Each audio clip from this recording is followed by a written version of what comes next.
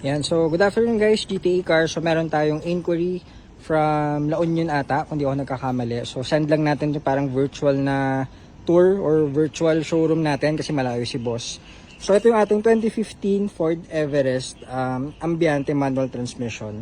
Pakita lang natin yung mga features niya. So first owner ito and alagang-alaga nung may-ari. 131,000 kilometers to be exact. So, white color, 2.2 liter engine, diesel, manual transmission, napakatipid sa konsumo. So, ito po yung sa loob. Yan, 6-speed manual transmission yan. Tapos, all stock. Ito wala pa kaming ginawa kahit cleaning, kahit detailing. So, kita nyo napakalinis. Alaga to ng owner.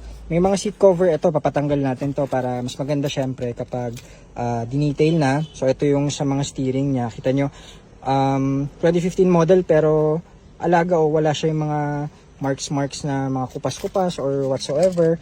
Kahit itong sa mga sidings niya, ito pinaleather na rin, so malilinis pa guys. Walang mga any scratches or what. Mga minimal signs of usage. Ayan, so dito, ayan, all stock naman siya. Kahit dito, wala siyang mga scratches or what. So, stock yung head unit, Microsoft Sync, flip key, remote key. Syempre, one-click start. So, scanned and check namin lahat. Original mileage and walang kahit anong mga errors.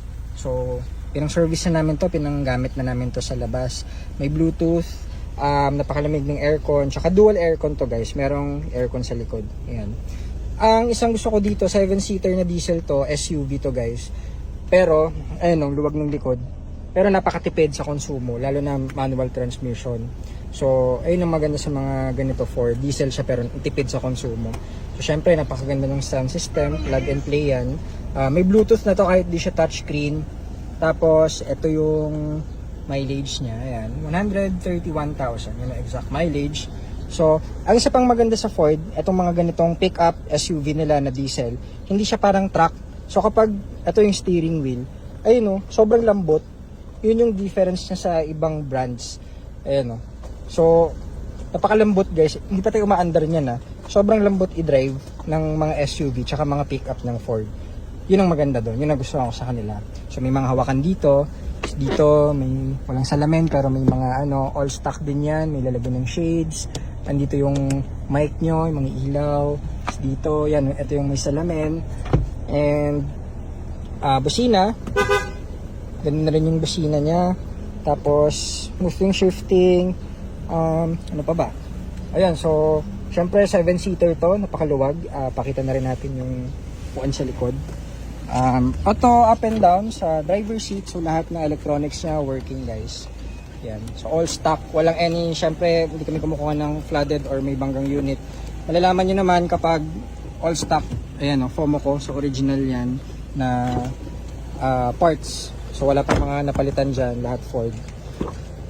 Ito yung sa likod. May aircon control sa likod. Ang aircon niya ay maganda kaya mabilis lumamig na sa taas. Ito yung sa likod. So, 7-seater. Kapag i-fold nyo, ganun lang. Tapos, naka-forward din yung seats. Ayan So ito, ayan, pwede nyo iangat. Kasi kapag tinupi nyo siya, ganyan po siya. Luwag ng likod.